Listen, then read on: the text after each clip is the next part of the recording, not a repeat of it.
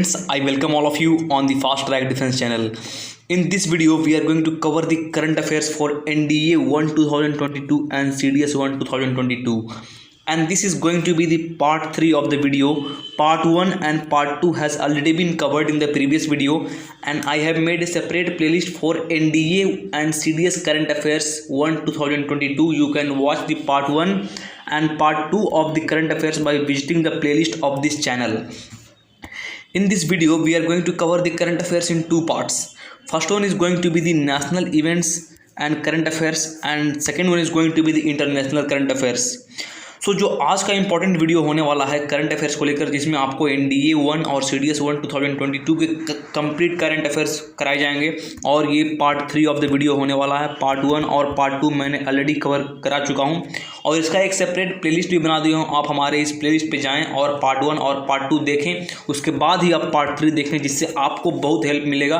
और आपके NDA exam में अराउंड 12 क्वेश्चंस करंट अफेयर्स के आते हैं, और अगर आप हमारे सारे पार्ट्स देख लेते हैं करंट अफेयर्स के, 12 में से तो आप लगभग 11 क्वेश्चन तो आसानी से सही कर पाएंगे. 11 क्वेश्चन 11 इंटू 4 44 मार्क तो आपको सिंपली मिल जाएगा करंट अफेयर से ही.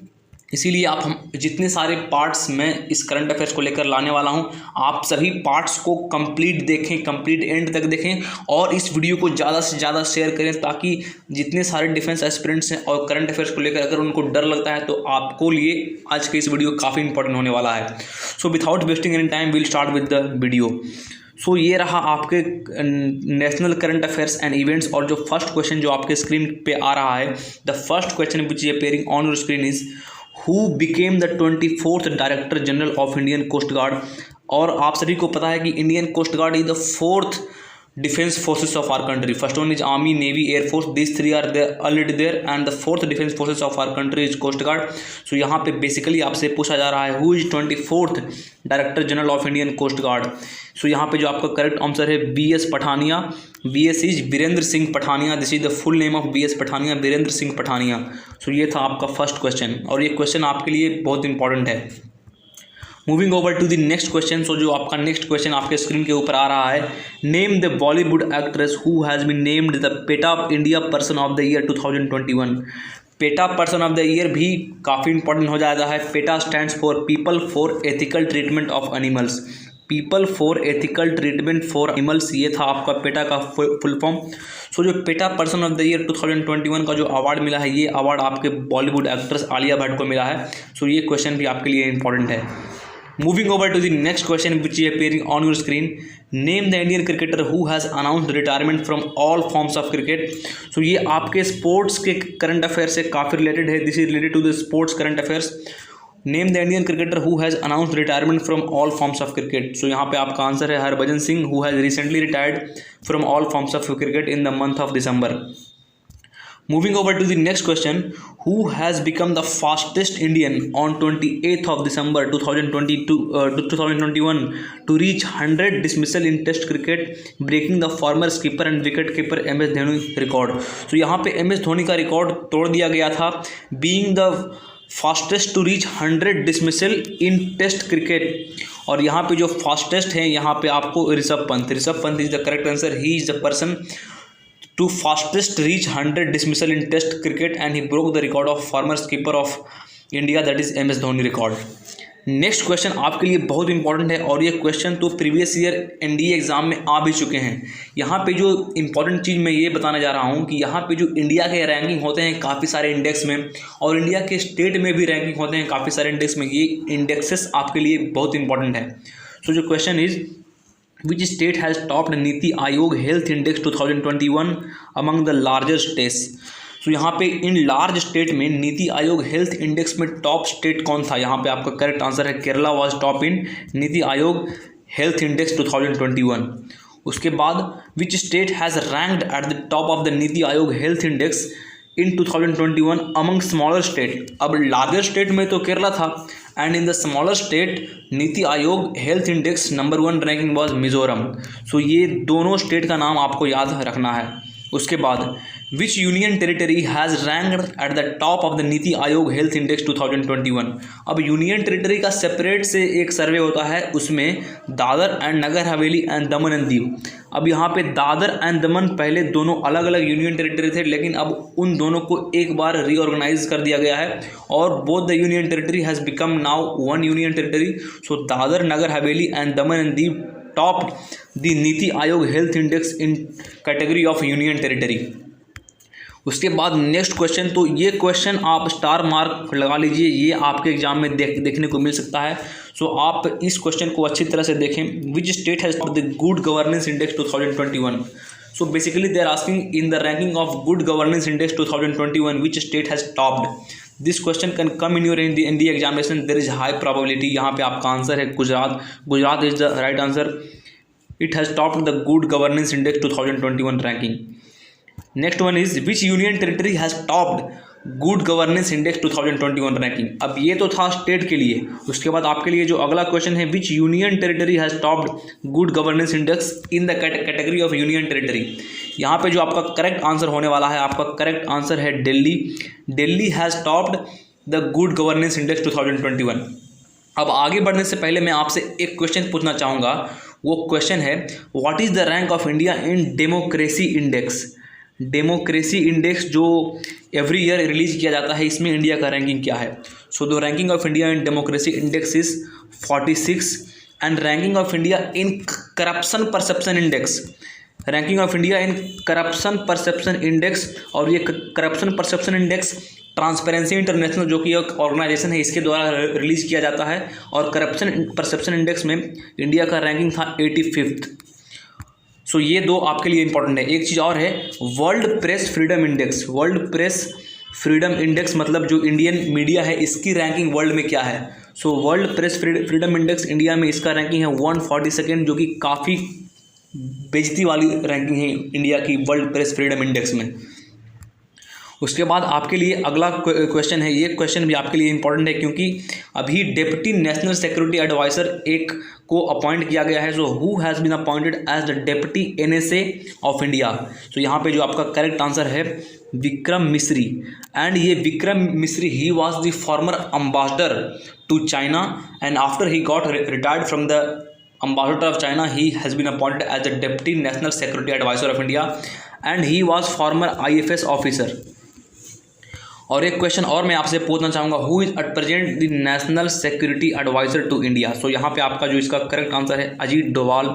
Ajit Doval is the present national security adviser of India और deputy national security adviser is Vikram Misri who was the former ambassador to China. Moving over to the next question, on which day National Consumer Day is observed. So National Consumer Day is observed on 24th of December. अब if they ask you why do we observe National Consumer Day on 24th of December, because on 24th of December 1986 COPRA stands for Consumer Protection Act. COPRA Act was passed on 24th of December 1986. COPRA stands for Consumer Protection Act. So on this 24th of December we celebrate National Consumer Day in our country. Moving over to the next question, which railway station has been renamed by Uttar Pradesh government as वीरांगना Lakshmibai railway station. ये तो आपको पता ही होगा कि झांसी जो railway station है, Jhansi railway station का नाम बदलकर वीरांगना लक्ष्मीबाई रेलवे स्टेशन का नाम कर दिया गया है। ये क्वेश्चन भी आपके एग्जाम में देखने को मिल सकता है। अगला क्वेश्चन बहुत इंपॉर्टेंट है और मेरे को ऐसा लग रहा है कि ये क्वेश्चन तो आपके एग्जाम में देखने को मिल ही सकता है, इसीलिए आप ये क्वेश्चन को भी स्टार मार्क कर लें। This question can come in your NDA paper. So the question is, who has become the second Indian born woman after Kalpana Chawla to fly to space in July 2021. So second woman to reach space from India, Sirsa Bandla. Sirsa Bandla is the second woman to reach space after Kalpana Chawla. She is an Indian and she went through NASA into the space. So ये question भी आपके लिए काफ़ी important होगा। उसके बाद अगले जो क्वेश्चन है, next question is related to the awards and honours. And from awards and honors, every year questions are asked. Even if you open the previous year question paper, you will see many questions coming from the awards and honors. That is why I have taken awards and honors topic for all of you. Awards and honors, the question is, who has won the Sahitya Academy Award 2021 in the English language category for the word things to leave behind. So in the category of English, who won Sahitya Academy Award? Sahitya Academy Award is given in the field of literature, and in the field of English it was given to Namita Gokhale. Namita Gokhale is the person who won Sahitya Academy Award in the field of English category. And similarly in the field of Hindi language, Sahitya Academy Award 2021 in Hindi language for the work Samrat Ashok. You must remember for what she got, like Namita Gokhale got for Things to Leave Behind, and Daya Prakash Sinha who got Sahitya Academy Award 2021 in Hindi language for work Samrat Ashok. So these two questions are very much important. अगला question, और अगर आप defence के exam दे रहे हैं, जैसे कि NDA के एग्ज़ाम दे रहे हैं, सीडीएस के एग्ज़ाम दे रहे हैं, तो ये क्वेश्चन तो आपको पता ही होगा क्योंकि ये फिलहाल अभी डिफेंस न्यूज़ में था दिसंबर के महीने में. So union government has decided to extend armed forces special power act of spa.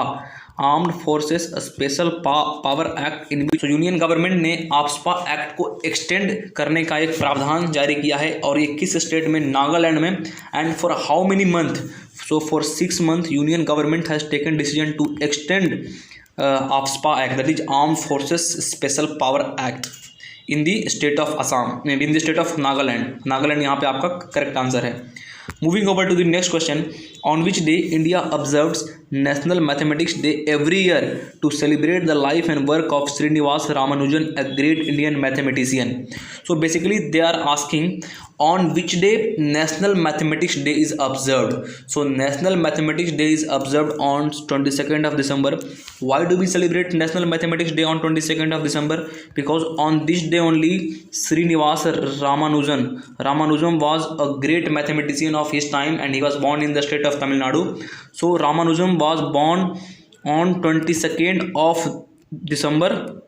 That is why we celebrate 22nd December as National Mathematics Day. Next question is, who has been appointed as the next ambassador of India to China? So यहाँ पे फिलहाल पहले India ambassador to China कौन थे? विक्रम मिश्री थे.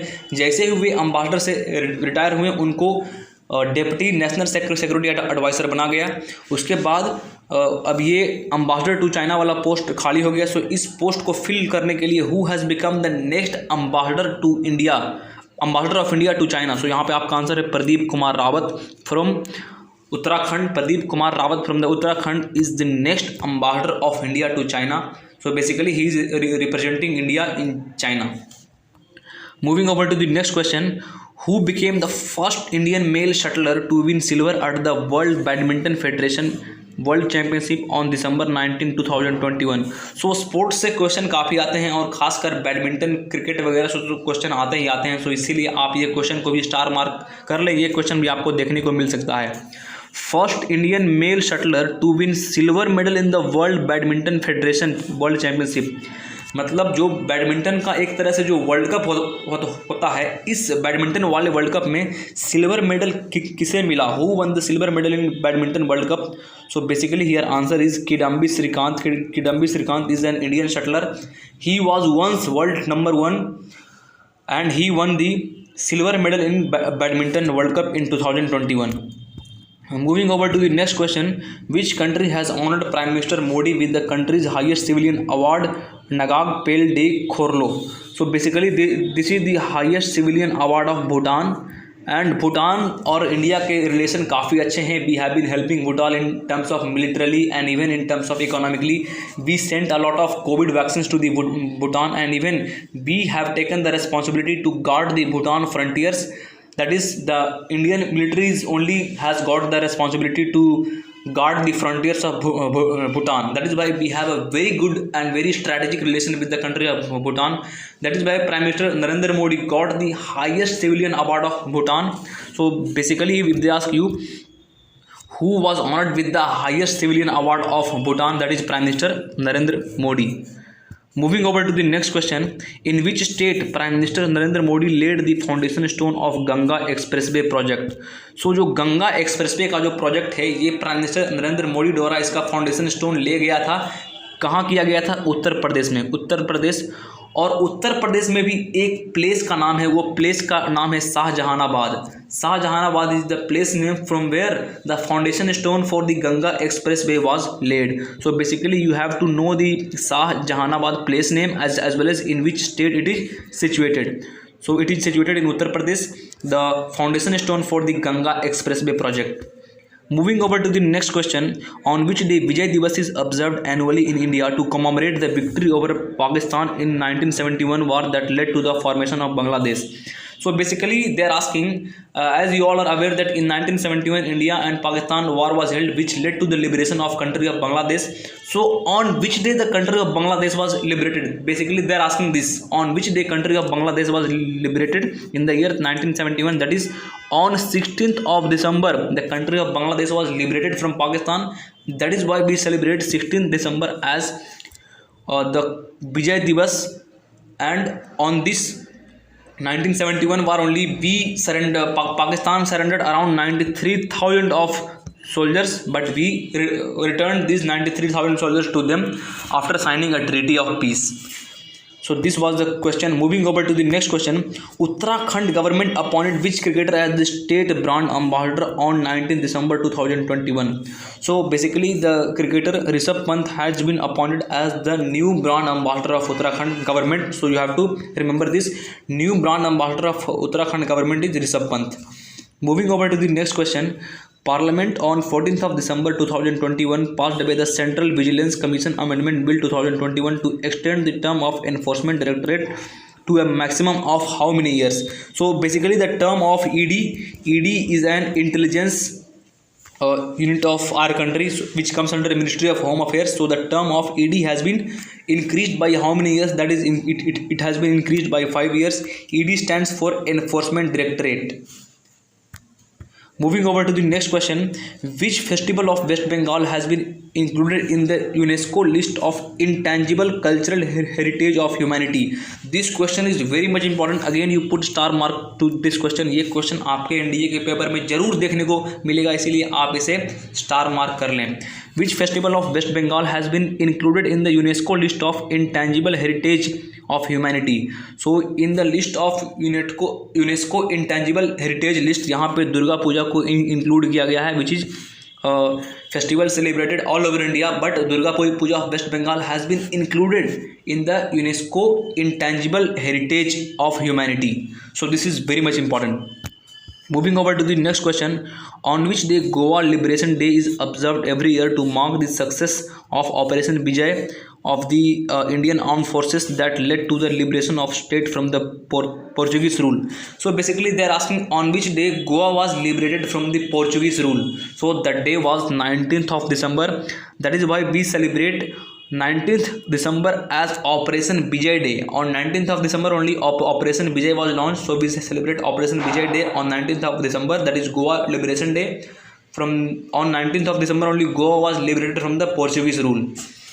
Moving over to the next question, in which city Prime Minister Narendra Modi inaugurated the Kashi Vishwanath corridor? So Kashi Vishwanath corridor was recently inaugurated by the Prime Minister Modi in the state of Uttar Pradesh, and that particular place name is Varanasi, and it was in the year 2022 Republic Day parade which was held at Rajpath.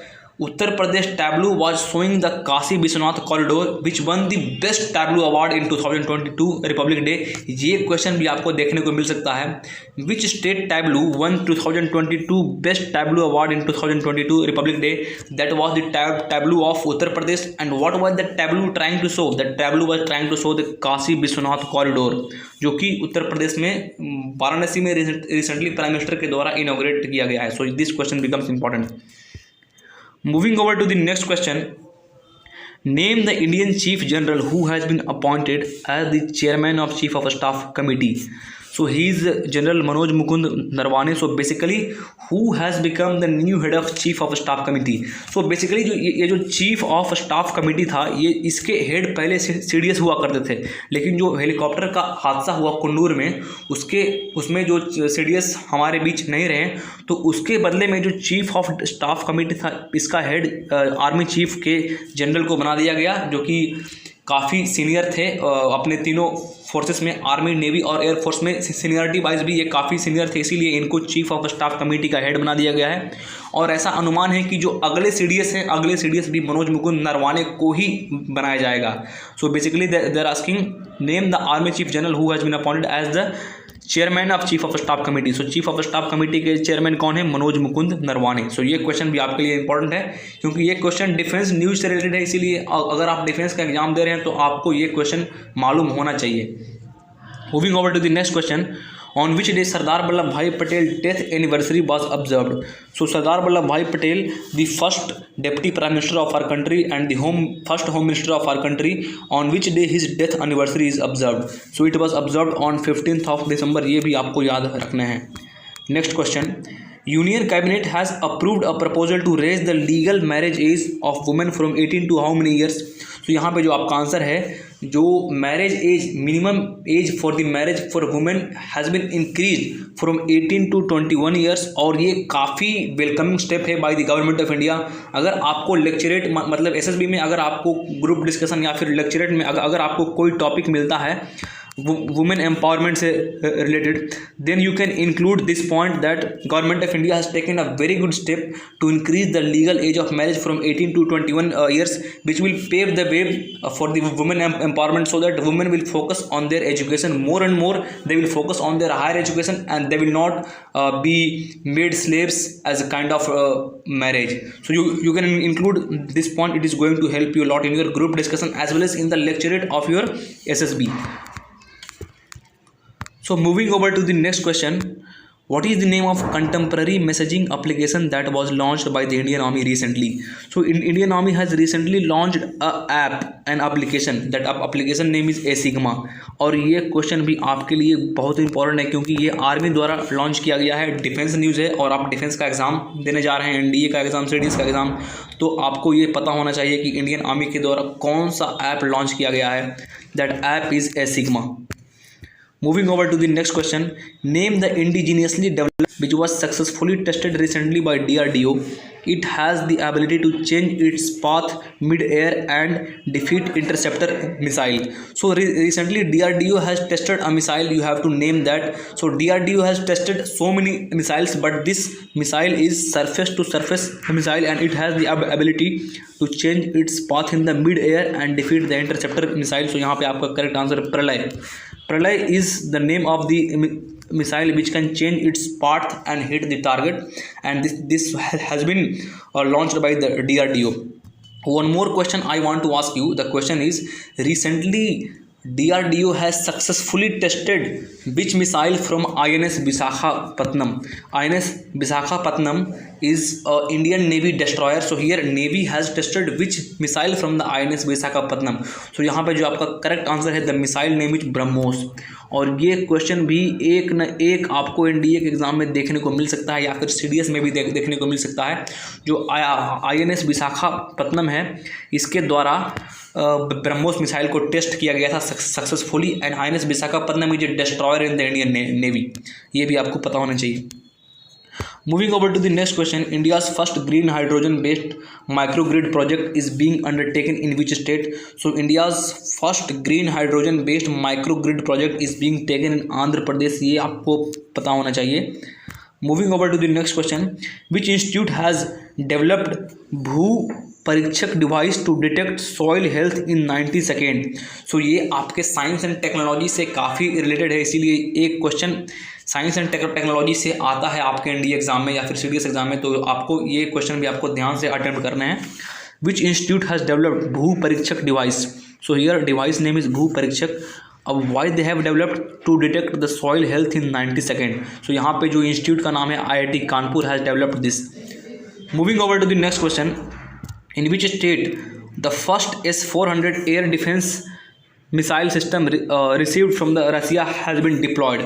So अभी फ़िलहाल जो S-400 जो air defence system है जो India Russia से purchase किया है, जिससे इंडिया को एक बार के सैंक्शन भी झेलना पड़ा था USA के चलते। So basically they are asking जो S-400 इंडिया ने परचेस किया उसे किस एयर बेस और किस स्टेट में उसको सबसे पहले डिप्लॉय किया गया है। तो यहाँ पे आपका आंसर है पंजाब, और वो एयर बेस का नाम है Ambala air base. in the air base of Ambala S-400 air defence system has been deployed. So ये क्वेश्चन भी आपके लिए बहुत इंपॉर्टेंट है और ये डिफेंस न्यूज़ है, तो आपको डिफेंस एग्जाम में आपको ये क्वेश्चन देखने को मिल सकता है, इसीलिए आपको पता होना चाहिए। Next question is name the Indian mathematician who has been awarded 2021 DST ICTP IMU Ramanujan award for young mathematician from developing countries. She has become the 4th Indian mathematician and the 3rd women to win the coveted award. So basically they're asking who won Ramanujan prize for young mathematician. So जो रामानुजम का जो price है ये मिला है नीना गुप्ता को in the field of mathematics. Neena Gupta, ये आपको पता होना चाहिए, Ramanujan prize for young mathematician. Moving over to the next question. Next question जो आपके स्क्रीन के ऊपर आ रहा है, name the veteran Indian journalist who died after a prolonged illness from the covid infection. He worked in a Doordarshan and NDTV India and also awarded Padma Shri for journalism in 2008 by the government of India. So basically they are asking the name of the journalist who died recently due to the COVID-19, and he was also anchor in Doordarshan as well as in the NDTV news channel. So his name is Binod Dua, and he was awarded Padma Shri in the year 2008 in the field of journalism. Next question है आपके लिए, name the former chief minister of Andhra Pradesh and farmer governor of Tamil Nadu. Farmer chief minister of Andhra Pradesh and farmer governor of Tamil Nadu who passed away on December 4, 2021। तो यहाँ पे आपका correct answer है K Rosaiah. He was former governor of Tamil Nadu as well as former chief minister of Andhra Pradesh, इसीलिए ये personality आपके लिए important हो जाता है। और उसके बाद अगला क्वेश्चन जो आप सभी को पता है और ये काफ़ी इंपॉर्टेंट है, इसीलिए आप इसको ध्यान से एक बार पढ़ लें। Name the chief of defence staff who along with his wife and 11 others died in MI-17 B-5 helicopter crash in the south state of Tamil Nadu on December 8, 2021, जो कि हमारे इंडिया के लिए एक हार्ट ब्रेकिंग न्यूज़ था that we lost the first chief of defence staff. तो यहाँ पे उनका नाम था general Bipin Rawat who was awarded recently Padma Vibhushan. ये भी आपसे पूछ सकता है कि name the person who got Padma Vibhushan. So आपको जो पद्म विभूषण का एक मैं शॉर्ट्स वीडियो ऑलरेडी बना चुका हूँ, वो वीडियो आप देख लें। सो 4 लोगों को पद्म विभूषण मिला है, इस 4 में से एक हैं जनरल बिपिन रावत, जिनको सिविल सर्विसेज के क्षेत्र में, मतलब in the field of civil services he has been award Padma Vibhushan which is second highest civilian award in our country and the first highest is Bharat Ratna. So basically first chief of defence staff along with 11 others, जो कि MI-17 B-5 helicopter में जो जा रहे थे एक speech देने के लिए वेलिंगटन में, तो उनका जो कुन्नूर वाले जो एरिया है उस एरिया में हेलीकॉप्टर का क्रैश हो गया और हम हमारे बीच जनरल बिपिन रावत नहीं रहे, जो कि हमारे कंट्री के लिए एक saddening as well as it was a heart breaking news for all of us. Moving over to the next question. Next question is, name the legendary Indian long jumper who has been bestowed with the Women of the Year award by World Athletic for grooming talent in India. This question again important because sports से तो आपके exam में question आते हैं, and long jumper and being awarded by the World Athletic again becomes important। तो यहाँ पे आपका नाम है अन्नू बॉबी जॉर्ज, ये आपका करेक्ट आंसर है। Moving over to the next question, with which company Ministry of Skill Development and Entrepreneurship signed a memorandum of understanding to train 6,000 individuals for 3 years in the fintech industry? Fintech stands for financial technology in industry. So here Ministry of Skill Development and Entrepreneurship has signed memorandum of understanding with Paytm। यहाँ पे आपको इस company का नाम याद रखना है, Paytm, for development of skills in more than 6,000 individuals for 3 years। ये आपको पता होना चाहिए। So with which we have completed the current affairs for the national importance. और यहाँ तक आपको जितने सारे इवेंट्स हुए थे नेशनल में दिसंबर के मंथ में, सारे इवेंट्स कवर करा चुका हूँ और इससे आपको क्वेश्चन बनता है। अब हम पढ़ते हैं अपने अगले सेगमेंट की ओर। सो हमारा अगला सेगमेंट है current affairs for NDA 1 2022 and CDS 1 2022, international events and current affairs. अब हम बात करेंगे इंटरनेशनल इवेंट्स, मतलब वर्ल्ड लेवल पे दिसंबर के मंथ में कौन कौन से इंपॉर्टेंट क्वेश्चंस आ सकते हैं आपके NDA एग्जामिनेशन में। सो यहाँ पे जो first question which is appearing on your screen, look at the first question, which is the first antiviral pill that has so far shown success in the treating COVID-19। तो यहाँ पे पहला antiviral pill का मतलब tablet, first tablet to cure COVID-19, और उस tablet का नाम है Molnupiravir. Molnupiravir is the name of the tablet which has cured the COVID-19. ये आपको पता होना चाहिए. Moving over to the next question. Name the Nobel Peace Prize laureate and South Africa anti-apartheid hero who passed away on 26th of December 2021. So इनका नाम आपको पता होना चाहिए. Desmond Tutu. Desmond Tutu is the name of the person from South Africa who won Nobel Peace Prize, and he was also a person who fought for the blacks and white right in the South Africa. That is, he fought for the apartheid which was practiced in the South of Africa. So ये आपको पता होना चाहिए Desmond टूटू के बारे में. Moving over to the next question. Which country has decided to close all of its nuclear power plant by 2025? So by 2025, country of Belgium is going to close all the nuclear power plant by 2025. So ये भी question आपके लिए important बन जाता है. Moving over to the next question. Name the former South African captain who announced his retirement from Test cricket on 30th of December 2021. ये आपके sports से आपके लिए इंपॉर्टेंट बन जाता है कि name the South African captain. He was the captain of South African cricket team who announced retirement from Test cricket. और इसका नाम है Quinton de Kock. Quinton de Kock is opener from the South Africa, and also he was the captain of South Africa team who retired from the Test cricket. Moving over to the next question. Next question आपके लिए important है और ये question तो आपको NDA exam में देखने को मिल सकता है, इसीलिए आप एक बार इसको स्टार मार्क कर लें. तो यहाँ पे इसका क्वेश्चन है, which country has become the newest member, means who has become the new member of BRICS, new development bank. BRICS का एक खुद का बैंक है, वो बैंक का नाम है new development bank. So new development bank का न्यू मेंबर कौन है? So new member new development bank का है Egypt. Egypt has become the new member of New Development Bank. Moving over to the next question. Name the New Zealand cricketer who announced his retirement from international cricket on 30th of December 2021. So basically they are asking New Zealand cricketer who announced retirement from the international cricket on 30th of December 2021. इसका नाम है Ross Taylor.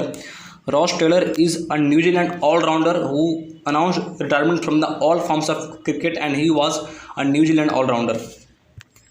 Next question is, name the Australian cricketer who has become the new world number 1 batsman in ICC main test batsman ranking 2021.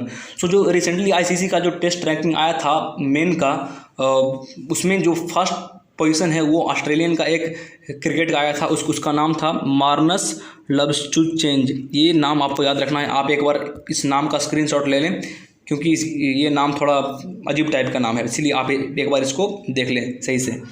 Moving over to the next question. Which country has banned its citizen from laughing, drinking and shopping for 11 days to observe Kim Jong-il death anniversary? और भाई साहब ये country तो एक पागल country है. Kim Jong का country North Korea, which has banned laughing, means you can not even laugh in that country for 11 days to celebrate the mourning of Kim Jong Il who was the father of present dictator of North Korea Kim Jong Un. Moving over to the next question. On which day International Tea Day 2021 was observed? So basically they are asking अंतर्राष्ट्रीय चाय दिवस, International Tea Day was observed on 15th of December. ये भी आपके लिए important है. Moving over to the next question. Who has been appointed as the new global CEO of Chanel, a French luxury fashion house? So new CEO of a Chanel French luxury fashion house is Lina Nair. So basically you have to know her name. और आपके लिए अगला question काफ़ी important है क्योंकि ये India की थी और इनको एक अवार्ड, इनको एक मिस यूनिवर्स का टाइटल मिला है जो कि काफ़ी एक प्राउड मोमेंट बनता है इंडियंस के लिए. Who has been crowned as the Miss Universe 2021 at the 70th Miss Universe pageant held in Eilat, Israel on December 2021. यहाँ पे आपका नाम है Harnaaz Sandhu. She is from Chandigarh Haryana.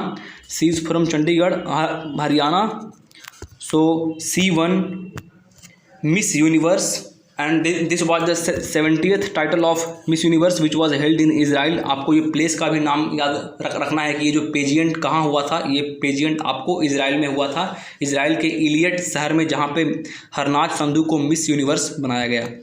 Moving over to the next question.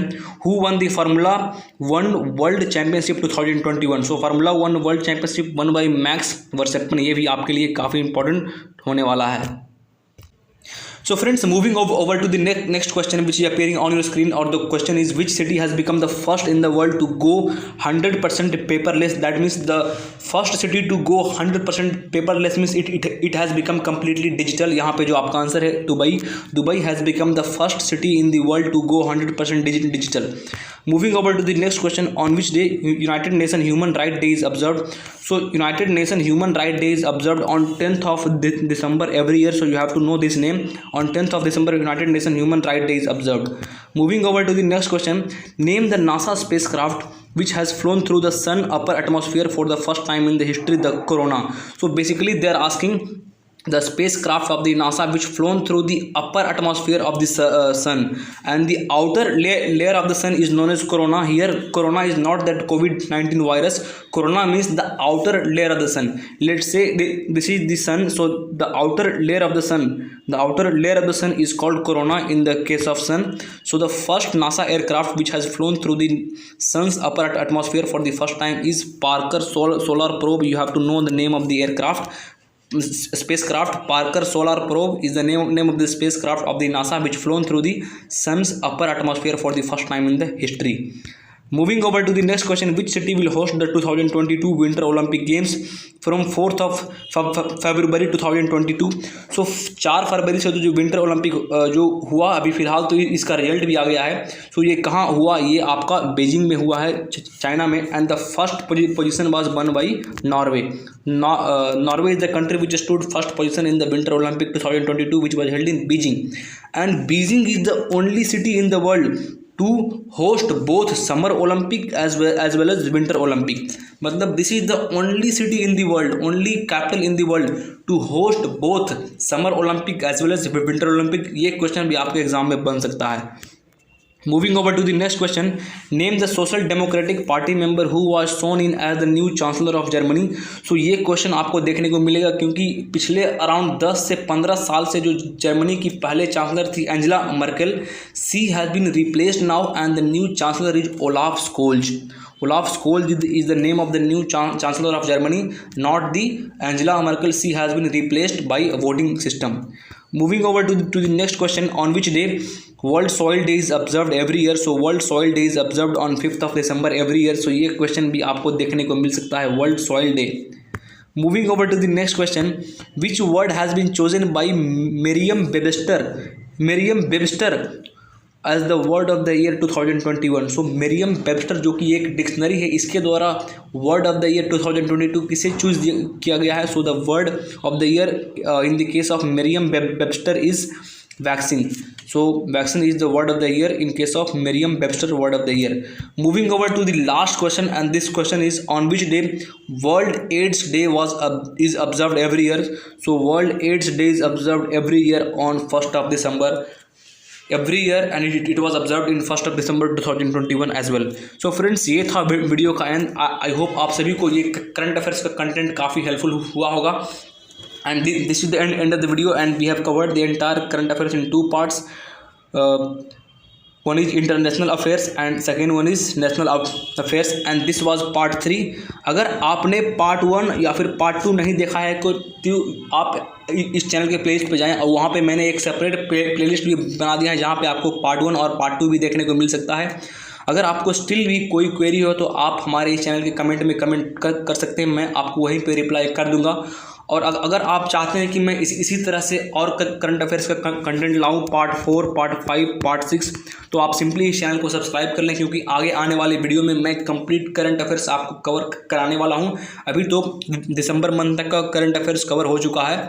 We have covered the current affairs till the month of December, and now I am going to cover the current affairs for January month, February month and March month. आपको last 6 month का ही current affairs आने वाला है. आपको 1 year का current affairs नहीं पढ़ना है. For NDA and CDS both you have to study the last 6 month current affairs. 6 month in the sense starting from the month of October to the month of March. October, November, December, January, February, March. This 6 month current affairs is more than enough, and we have covered the 3 videos, and next 3 video is going to come soon. Subscribe the channel and share this channel to all of your friends. Like the video if you haven't liked. So thank you friends for tuning till the end. Thank you. Jai Hind. Bye bye.